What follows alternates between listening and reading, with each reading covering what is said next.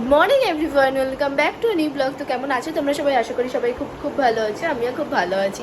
কি দেখো কি এখন রেডি হব, সবে স্নানটা সেরে আসলাম। কৃষকে স্নান করিয়ে খাইয়ে দিয়ে আর স্কুলে নিয়ে গেছিলাম ওকে আজকে সকালে। তো স্কুল থেকে ফিরেছি, দেন ওকে স্নান করালাম, খাওয়ালাম, রেডি করলাম, দেন আমি স্নান করে এখন ওপরে এসেছি। এখন রেডি হব, একটা ইনভিটেশন আছে পুজো বাড়িতে। তো চলো রেডি হয়ে নিই, তারপর তোমাদের সাথে দেখাচ্ছি। আর জাস্ট একটা শাড়ি পরে রেডি হয়ে নিয়ে চলে যাব, বেশি ভালো লাগছে না এই গরমে। রেডি হতেই গেলে যেন একটু বিরক্তি লাগে।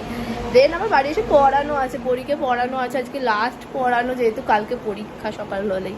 তো চলো এখনকার মতো বাই, আবার দেখা হচ্ছে, আগে রেডি হয়ে নিই তারপর। তো চলো টাটা।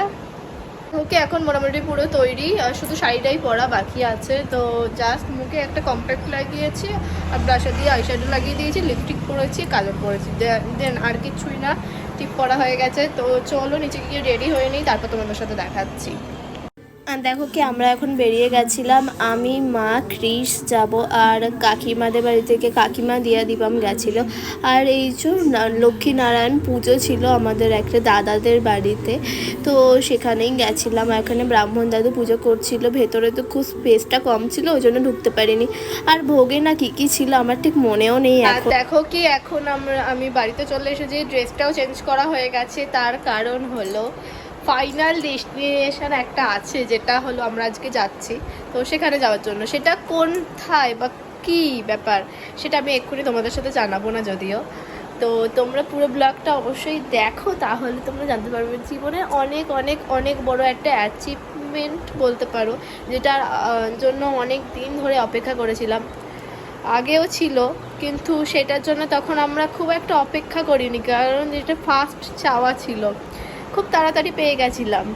কিন্তু এই সেকেন্ড বারের জন্যও না অনেক অনেক বেশি অপেক্ষা, অনেক বেশি কষ্ট ছিল। যাই হোক, এখন বলার আমার সেরকম একটা ভাষা যদিও নেই। তো দেখো রেডি হয়ে গেছে, একবার ফাইনাল ফুল লুকটা দেখাচ্ছি।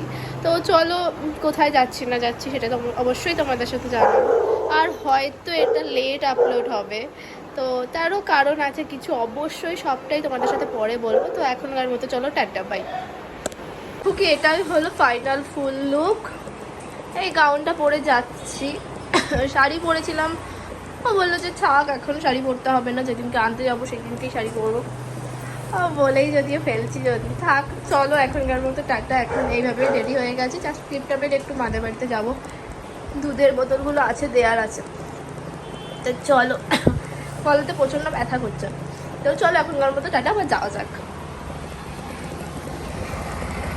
আর যেটার জন্য এসেছি সেটা হলো আমাদের একটা কার বুক করতে। আগেও একটা ছিল হন্ডা আমেজ, বাট সেটা সেল করে দেওয়া হয়েছে কিছু কারণবশত। আর এখন দেখো অন্য একটা কার নিতে চলেছি, তো সেটাই আজকে বুক করতে এসেছিলাম। আর বুক করা ডান হয়ে গেছে। আর কি গাড়ি নেওয়া হচ্ছে সেটা তো তোমাদের জানাবোই, কারণ এখন নেওয়া হয়ে গেছে। আর এখানে একটু খেয়ে নিচ্ছিলাম, তারপর তাড়াতাড়ি করে বাড়ি এসেছিলাম, কারণ পরীকে পড়ানোর ছিল, তারপর দিয়া দীপমকে পড়ানোর ছিল, অনেক ব্যস্ত ছিলাম।